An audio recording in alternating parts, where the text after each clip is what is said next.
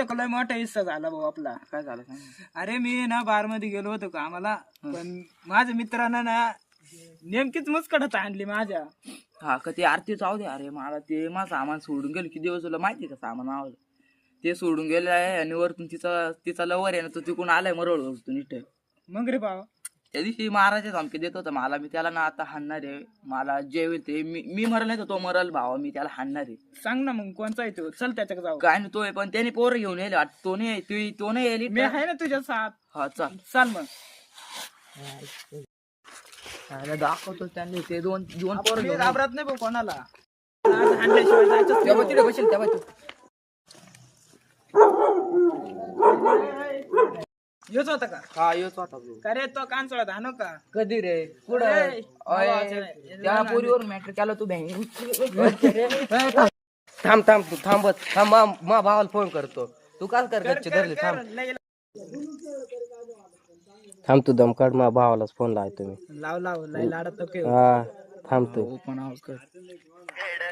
दम काढ तू. मा भावालाच फोन लाव तुम्ही.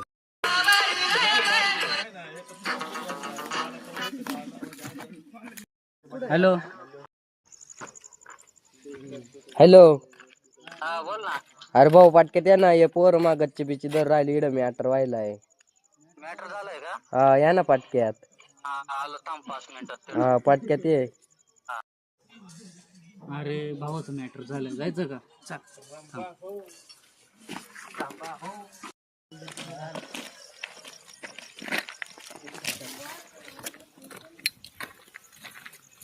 अरे काय मॅटर झालं? अरे ते पोर ना 2 जण आहे ते मला धमकी देऊ राहिले का अशी तशी म्हणते. या पुरी सांगतो काय केलं असं आहे का? म्हणे असं तसं मा गच्ची बिच्ची धरत होते. धावाची भाव हाणायला. हा.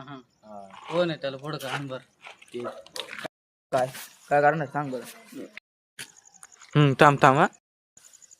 ऋषा तू याला धर. ऋषा याला धर. ऋषा धर ना. ऋषा जाऊ दे ना भाऊ माफ कर ना. अरे तो मुतलाय ना रे.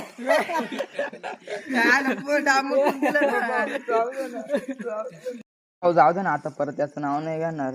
नाव नाही घेणार ना परत. त्याचं नाव घेतलं ना तुला डाय उडवाल मी. भाऊ जाऊ दे ना. राम राम. आता तुला माफ करू राहिलं जाय.